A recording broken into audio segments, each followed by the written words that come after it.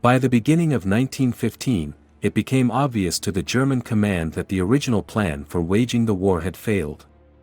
The fact is that due to the need to transfer forces from the Western to the Eastern Front, it was not possible to win a quick victory over France. Moreover, only the transfer of German divisions from the Western Front made it possible to prevent the defeat of the Austro-Hungarian army. In this situation, the German command developed a new action plan, which consisted of transferring the main forces of the German army to the Eastern Front and launching powerful flank attacks with the aim of encircling and destroying the Russian army. In accordance with the developed plan, powerful flank attacks were to be launched from Galicia and Eastern Prussia. Thus, the German command planned to encircle the main group of the Russian army in Poland, which would allow the Russian Empire to withdraw from the war. In turn, the Russian command, unaware of the enemy's intentions, planned for the forces of the 3rd, 8th and 9th armies to overcome the Carpathian Mountains and invade the flat part of Hungary.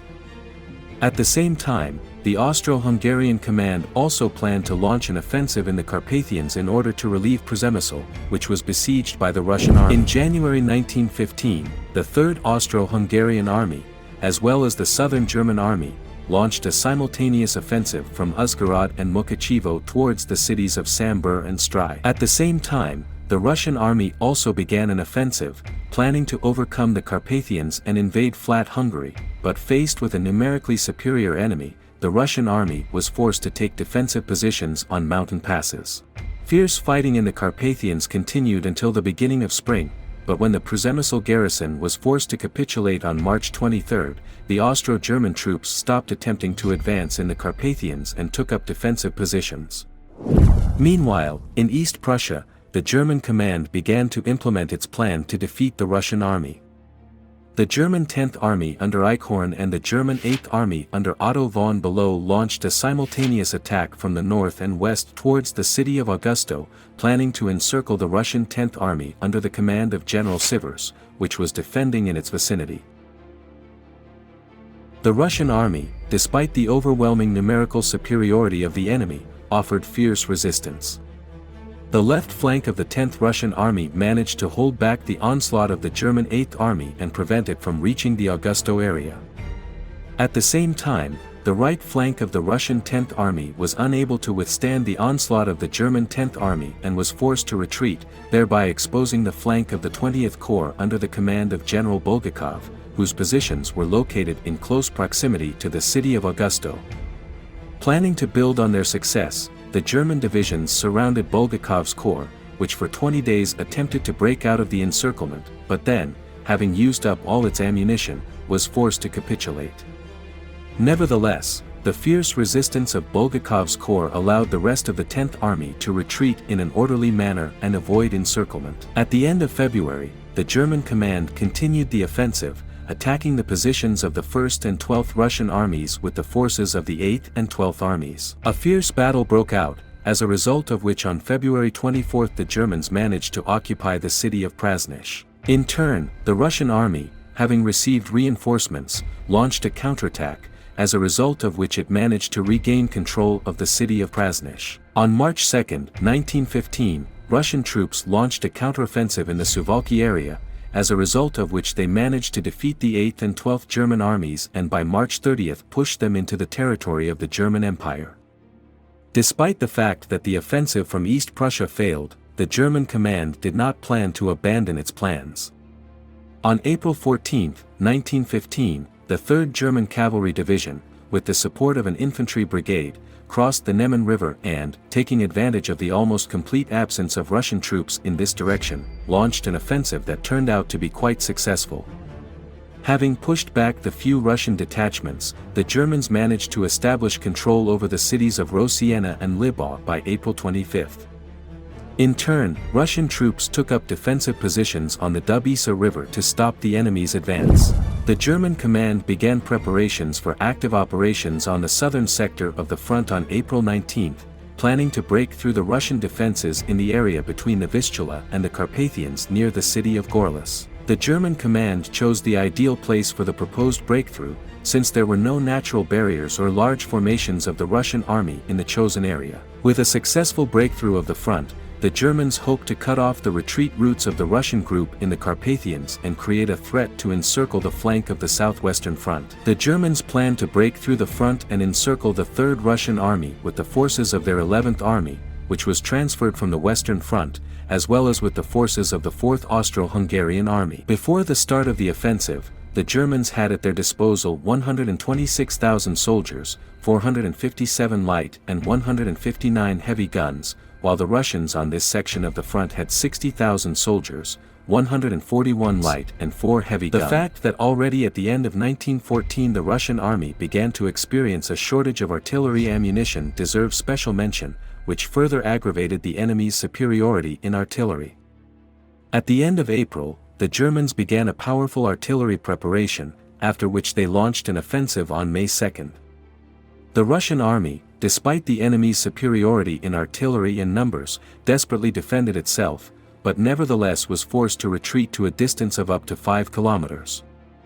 The situation could have been saved by transferring additional forces that could have prevented a breakthrough of the defense, but for unknown reasons the Russian command decided that the attack towards Gorlitsky was a diversionary maneuver, and the enemy would deliver the main blow in the Carpathians. Thus, the Third Army, which was fighting a numerically superior enemy, did not receive any reinforcements. Fierce fighting continued for 6 days, but in the end, Austro-German troops were able to break through the defenses of the Russian Third Army to a depth of 40 kilometers. In this situation, the Third Army was forced to retreat and take up defense on the Sandomierz, Przemysl-Stry line. In turn, the German army, having regrouped its forces and brought up additional heavy artillery, launched a new offensive on May 24, which turned out to be quite successful. Having broken through the Russian defenses, the army of the Central Powers managed to build on their success and occupy Przemysl on June 3, and capture the city of Lemberg on June 22. On the same day, at a meeting of the command of the Russian army, it was decided to save forces through a slow retreat, which went down in Russian history as the Great Retreat. The Russian army constantly counterattacked the enemy to slow down his advance and at the same time withdrew the main forces to avoid their encirclement. Taking advantage of the favorable situation, the German command tried to launch an offensive on the northern front towards the city of Przasnysz, but faced with fierce resistance from the Russian army, the German offensive in the north quickly fizzled out. Already on July 2, the Russian army left Galicia, and the army of the Central Powers, in order to build on its success, decided to strike in Poland. Under pressure from a numerically superior enemy, the Russian army was forced to retreat and take up defense on the Ivangrad-Lublin-Kulm line, but it failed to stop the enemy at the new line. On July 9, German troops crossed the Vistula River, north of Ivangrad. The Russian army launched a counterattack, which made it possible to delay the enemy's advance but not stop it. Already on July 22, fearing encirclement, the Russian army was forced to leave Warsaw and Ivangrad. The army of the Central Powers continued its offensive. Due to its onslaught, the Russians had to continue their retreat and leave the cities of Kovno and Grodno by September 2. Having established control over Kovno and Grodno, the army of the Central Powers tried to capture the city of Vilna, but in the vicinity of this city the German offensive floundered, and the Russian army, launching a counter-offensive, was able to inflict significant damage on the enemy and push it back from the Vilna region. In turn, the German command, realizing that a frontal attack towards Vilna would only lead to additional losses and, with a high degree of probability, would not bring the desired result, decided to change the original plan. On August 27, the German army, reinforced with reserves, began an offensive north of Vilna near the village of Svensiany. The Germans strike at the junction of the 5th and 10th Russian armies. By ensuring a numerical advantage at the forefront of the attack, the army of the Central Powers managed to break through the Russian defenses and begin moving towards Minsk. Since the Russian army in the Vilna region was under threat of encirclement, it was forced to leave the city on September 3 and begin a retreat. At the same time, the Russian army counterattacked the enemy troops advancing towards Minsk and by September 19 managed to completely eliminate the breakthroughs. Only by autumn did the front completely stabilize on the Riga, Dvinsk, Baranovichi, Pinsk, Dubno, Tarnopol line. The year 1915 was not successful for the Russian army, since due to underestimation of the enemy it lost vast territories. At the same time, the German command, despite the successful offensive, was unable to achieve the main goal, which was to encircle the Russian army. The fact is that the Russian army, although it suffered losses during the retreat, retained its combat capability and was ready to continue hostilities. During the 1915 campaign, the advantage of the German army in the number of heavy artillery became obvious.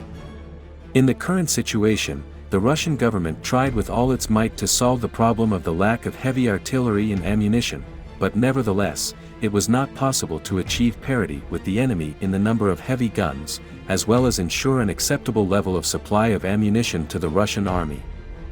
If you liked this video, then subscribe to my channel and click on the bell so you don't miss new videos.